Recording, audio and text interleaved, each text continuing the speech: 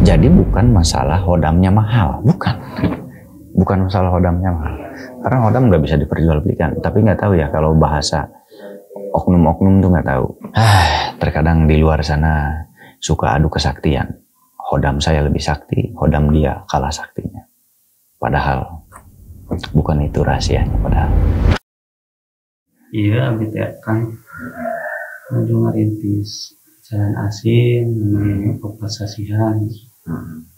Ya, jadi kendala itu ini itulah hareureui wae. Kamari pas aya tataros aya perkembangan kengsanian mah aya 100 deui turun deui wae.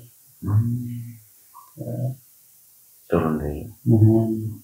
Dugi ka ibu di payun mah ngawitan sasasi dua sasi kadina saya gitu kan ya sasasi kedua nih kaduana jantan pembeli teh sateningali we teh poek gitu ngawitan muka di pinggir jalan mengalih kalebet pasar alhamdulillah di samingonan mah banget alhamdulillah peningkatan ayeuna drastis pisan dugi ka sampai ke atau 300 tadi itu Anjloknya.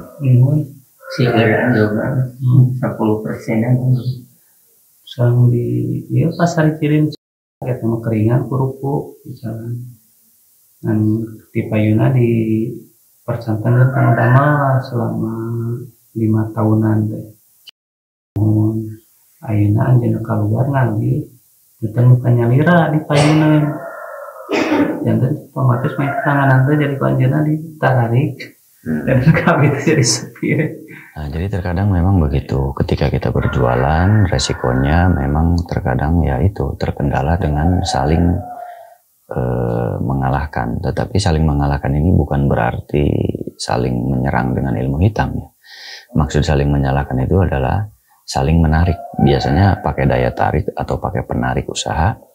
Nah, biasanya nanti yang terkena ya dia yang paling lemah.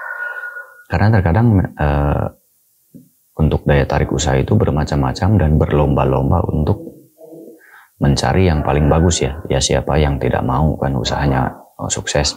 Semuanya juga mau usahanya sukses dan rame. Nah di situ maka mereka berpikir mencari alternatif lain agar bisa membantu melancarkan usahanya. Nah banyak orang yang mencari pelarisan. Boleh nggak mencari pelarisan? Boleh, silahkan saja, itu hak masing-masing dan itu tidak ada salahnya ya. Selama itu tidak melanggar aturan agama, misalkan memakai tumbal, memakai korban, nah itu tidak boleh kalau hal seperti itu ya. Lalu yang diperbolehkan adalah apa? Nah, sesuai dengan ajaran agamanya. Kalau agama kita Islam ya dengan cara berdoa kepada Allah, meminta kepada Allah. Dan dengan cara-cara yang baik-baik, yang tidak menimbulkan kerugian kepada orang lain. Nah, di situ maka berperan dalam mempengaruhi perasaan pembeli. Nah, jadi daya tarik ini mempengaruhi perasaan pembeli, mempengaruhi gelombang pikiran pembeli sehingga mencari. Meskipun sulit dicari, dia dicari. Atau terkadang dia dibawa jalan sendiri, tiba-tiba ada di hadapannya lalu dibeli. Atau tadinya yang tidak niat-niat, cuman ditawarin jadi beli. Nah, kita kan suka merasakan hal seperti itu ya. Jangan salah, kita tuh ketika di pasar itu terkena gelombang-gelombang metafisika. Itu terkena kita gelombang mistik atau gelombang elektromagnetik. Gelombang pikiran kita tersinkronisasi dengan gelombang elektromagnetik milik pelarisan warung tersebut atau tempat usaha tersebut. Nah, tapi itu sah-sah saja karena itu kembali ke selera kita. Nah, rasa kita. Nah, terkadang kita mau beli sesuatu, misal kita mau beli pulpen di pasar. Tukang pulpen itu ada 4, ada 5. Tapi kita ketika nemuin tukang pulpen yang satu, kita ragu. Nemuin lagi tukang pulpen yang 2, udah mau maju, mundur lagi. Ketemu tukang pulpen yang ketiga, baru tiba-tiba beli. Nah, itu berarti hukum daya tariknya berbeda. Yang 1 dan yang 2 kurang kenceng nariknya, pelarisnya kurang kenceng. Nah, sehingga tertariklah dengan yang ketiga. Nah, seperti itu. Memang adanya seperti itu ya. Nah, makanya kalau Anda yang berjualan di pasar, perbanyak berdoa dan bentengi diri dan cari pelaris yang kuat, berdoa kepada Allah yang serius ya, begitu. Caranya adalah benar-benar khusyuk, meminta sholat malam rajin ya, atau boleh dibantu dengan orang yang memang paham. Tetapi di sini Anda harus waspada dan harus hati-hati, karena banyak juga orang yang membuka jasa pelarisan, nanti harus ada media yang ditebus sampai 10 juta, 15 juta, 20 juta. Nah itu Anda harus waspada, karena terkadang bahan-bahannya itu bukan harga seperti itu. Maksudnya begini, ini pulpen merek ini dijual, sebetulnya pulpen ini 10.000 ya. Nah, tetapi oleh orang tertentu pulpen ini dijualnya 20 juta. Nah, itulah yang Anda harus ketahui. Anda harus waspada, hati-hati. Kenapa? Karena yang membuat mahal 20 juta itu adalah bahannya. Nah, untuk Anda yang pernah pakai pegangan-pegangan ya. Jadi yang membuat mahal itu bahannya. Nah, bahan yang Anda pegang. Kalau 20 juta, kalau 15 juta, seharusnya Anda sudah memegang keris yang cukup fantastis. Seharusnya. Kalau 20 juta atau 15 juta atau 10 juta, harusnya Anda sudah mempunyai keris yang memang keris itu berkualitas. Seharusnya. Jangan Anda mengeluarkan 20 juta hanya lempengan kuningan saja. Lempengan kuningan ada rajanya. Itu paling 1 juta, Mas. Bukan 20 juta. Paling 1 juta itu lempengan kuningan, kan suka ada lempengan kuningan. Lempengan seperti ini. Lempengan kuningan ya, berarti keras. Seperti emas warnanya kuning gitu. Terus ada raja-raja. Terus Anda beli 5 juta, 10 juta, 20 juta. Aduh, itu Anda kena prank. Kalau lempengan kuningan begini paling 1 juta. Seharusnya Anda memahari hanya 1 juta atau 1.500.000 paling mahal. Ya. Paling mahal banget 1.500.000, tapi umumnya 1 juta. Atau masih bisa 800.000 pun masih bisa. Sebetulnya. Nah, makanya Anda harus tahu nih, saya kasih bocoran nih. Maaf ya buat para orang yang suka menindas.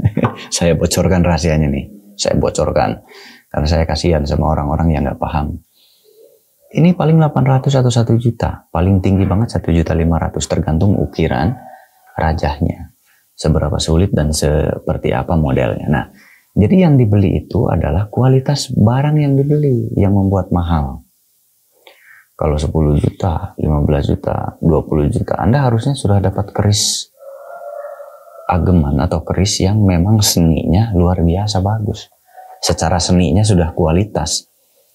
Nah, itu wajar, layak. Tinggal hodamnya ya. Kalau hodam itu kan tidak diperjualbelikan sebetulnya.